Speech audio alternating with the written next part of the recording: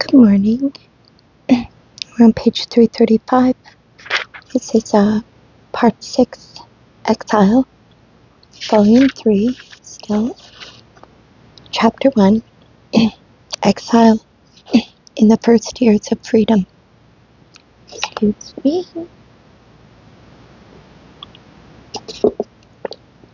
If I can talk today. Humanity probably invented exile first and prison later. Expulsion from the tribe was, of course, exile. We were quick to realize how difficult it is for a man to exist. Divorced from his own place, his familiar environment. Everything is wrong, awkward. Everything is temporary and unreal. Even if there are green woods round, not permafrost. In the Russian Empire, as everywhere, they were not slow to discover exile. It was given legal sanction under Tsar Alexei Mikhailovich by the Code of Laws of 1648, but even earlier, at the end of the 16th century, people were exiled without legal sanction. The disgraced people of Kargopol, for instance, then those inhabitants of Uglik, who had witnessed the murder of the Tsarevich Dmitry.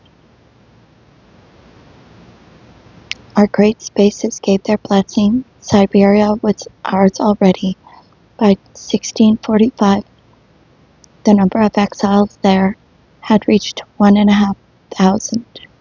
Peter exiled many hundreds at a time. As we have already said, Elizabeth replaced the death penalty by perpetual exile to Siberia.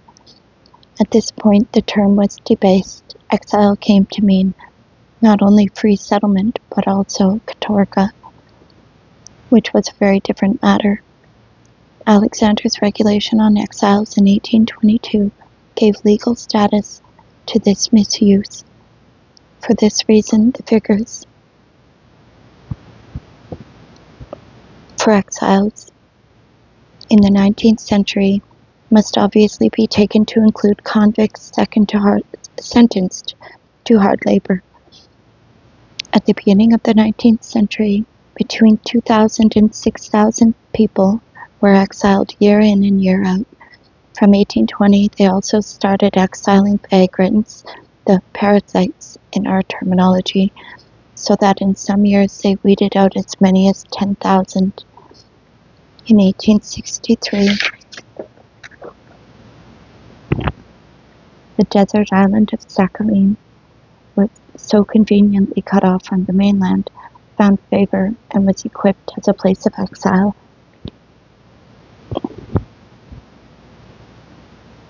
So that the resources of the system were still further enlarged. Altogether, the course of the 19th century, 500,000 were exiled, and at the end of the century, those in exile at any one time numbered 300,000. By the end of the century, the ramifications of the exile system were becoming more and more diverse. Milder forms also appeared. Banishment to a distance of 2 provinces, and even banishment abroad, not then considered such a ruthless punishment as after October. Administrative banishment, which usefully supplemented banishment by the courts, also took root.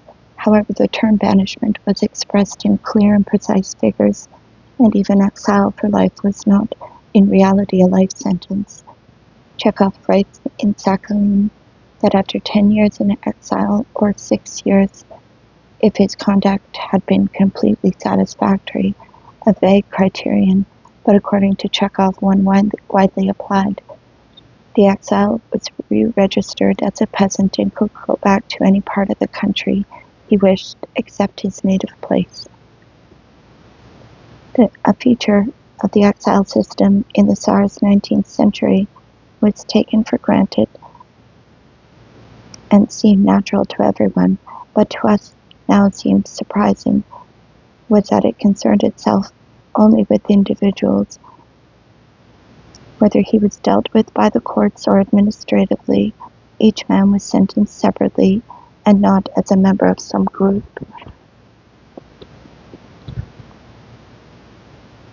The conditions of life in exile, the degree of harshness, changed from one decade to the next, and different generations of exiles have left us a variety of evidence.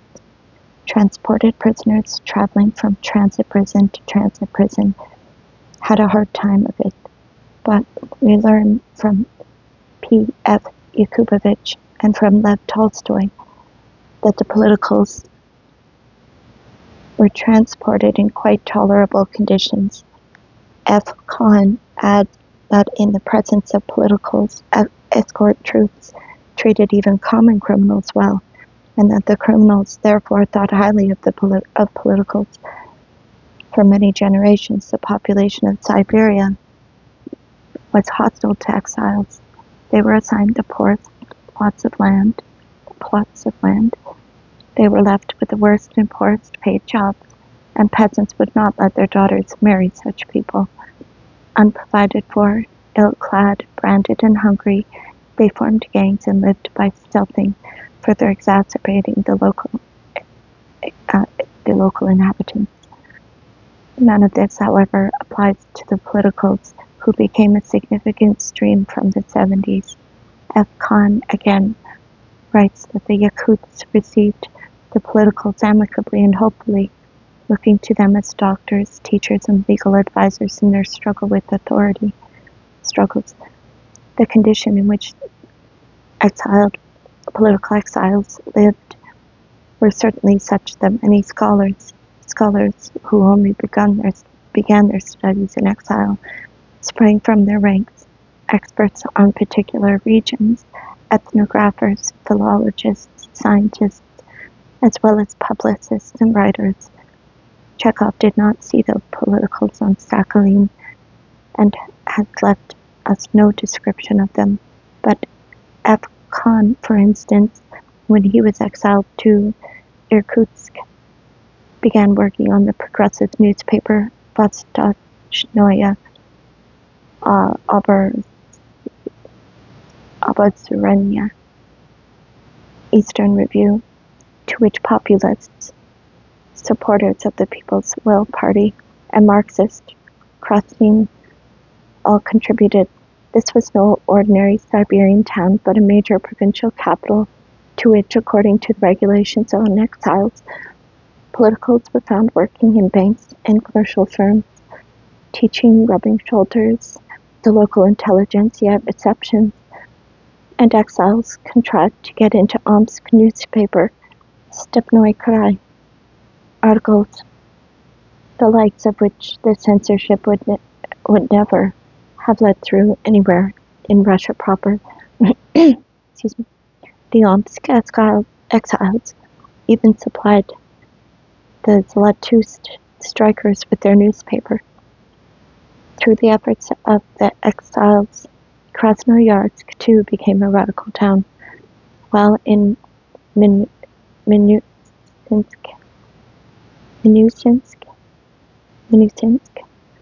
exile activists grouped around the Marchinov museums enjoyed such respect and such freedom from administrative interference that they not only created without hindrance a network of hideouts and transit points for fugitives. We have previously described how easy it was to escape in those days, but even controlled the proceedings of the Witt Committee.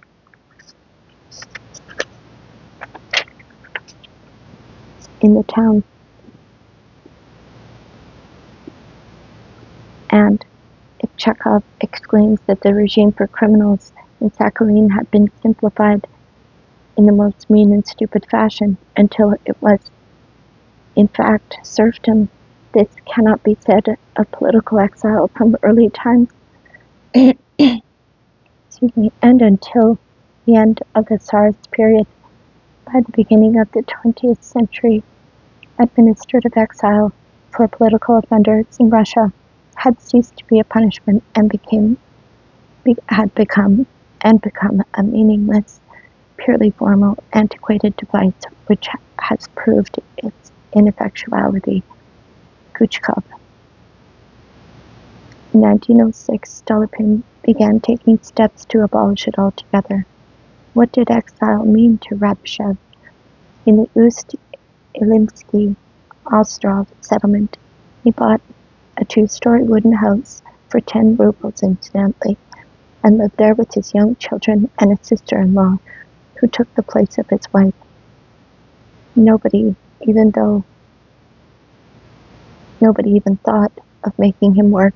He spent his time in any way he saw fit, and was free to move about anywhere within the Ust-Ilim administrative region.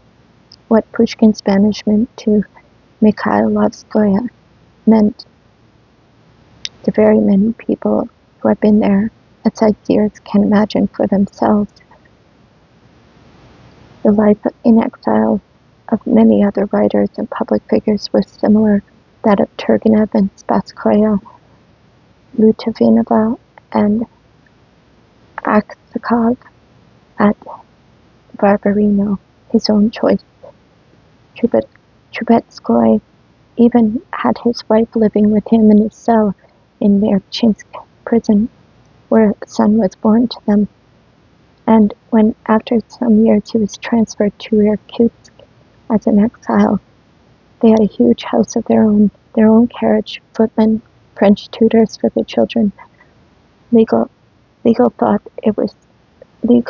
thought was still immature and knew nothing of enemies of the people or confiscation of property. Herzen, exiled to Novgorod, held position in the gubernia, in which he received reports from the police chief. This mild treatment of exiles was not confined to socially distinguished or famous people.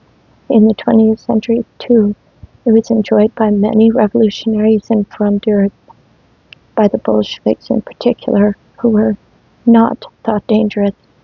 Stalin, with 4 escapes behind him, was exiled for a 5th time, all the way to Vologda. And Vadim Podbelsky was banished for his outspoken articles against the government from Tambov to Saratov. What cruelty! Needless to say, nobody tried to drive him out to forced labor when he got there.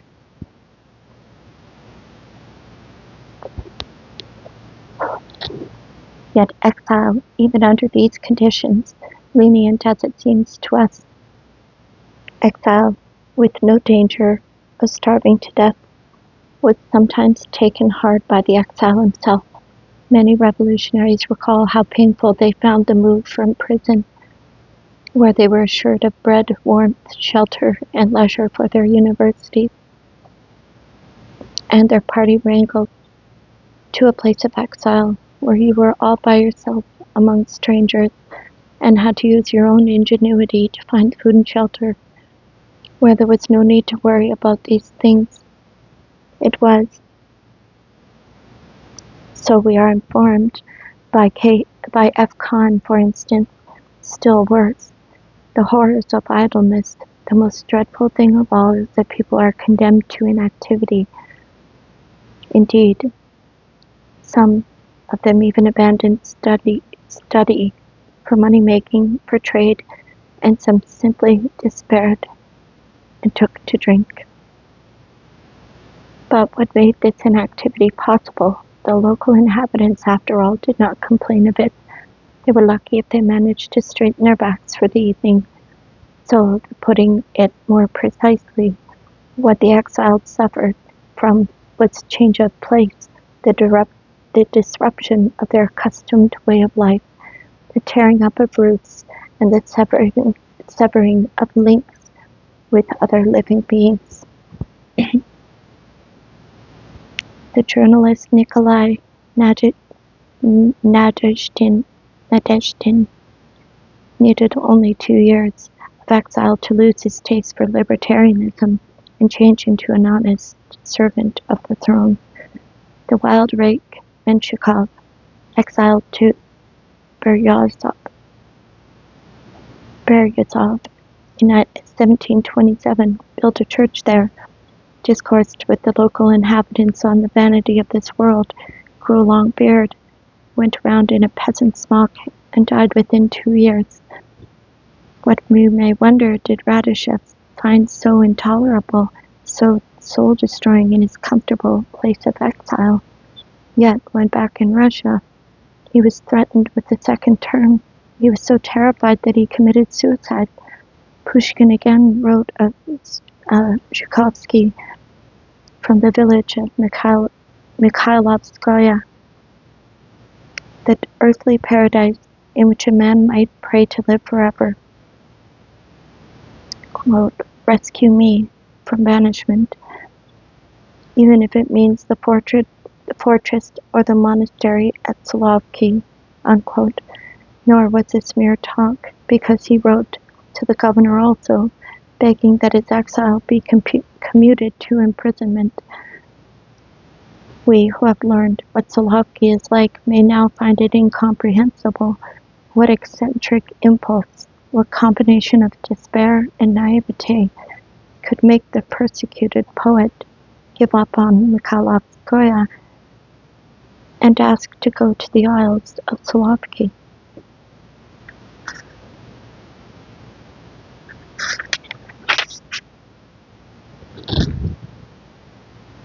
Here we see that the threat of exile, mere displacement, of being set down with your feet tied, has a somber power of its own, the power which even ancient potentates understood. Potentates. And even Ovid long ago experienced emptiness, helplessness, a life that is no life at all. In the inventory of instructions of oppression, which the glorious revolution was to sweep away forever, exile was of course to be found somewhere around 4th place. But the revolution had scarcely taken its first steps on legs still infirm, and it was still in its infancy, when it realized that exile was indispensable. Exile did not exist in Russia for a year or so, perhaps 3 years, but very shortly what are now called deportations began, the export of undesirables. Let me quote verbatim the words of a national hero, later a marshal of the Soviet Union, about the year 1921 in the province of Tambov. Quote, "It was decided to organize large-scale deportation of the families of bandits, i.e. partisans," according to the author. "Extensive concentration camps were organized in which these families could be confined while waiting," unquote. My emphasis. Only the fact that it was so convenient to shoot people on the spot, rather than carry them elsewhere, guard them and feed them on the way, resettle them and go on guarding them, only this delayed the introduction of a regular exile system until the end of war communism. Soon after that, on October 16, 1922, a permanent exile commission was set up under the Commissariat of the Interior to deal with the, quote, socially dangerous persons and active members of anti-Soviet parties, unquote, meaning all parties except the Bolsheviks, with a budgetary period of 3 years. Thus, even in the early 20s, exile was a familiar and smoothly operating institution. True, exile as a punishment for criminals was not revived.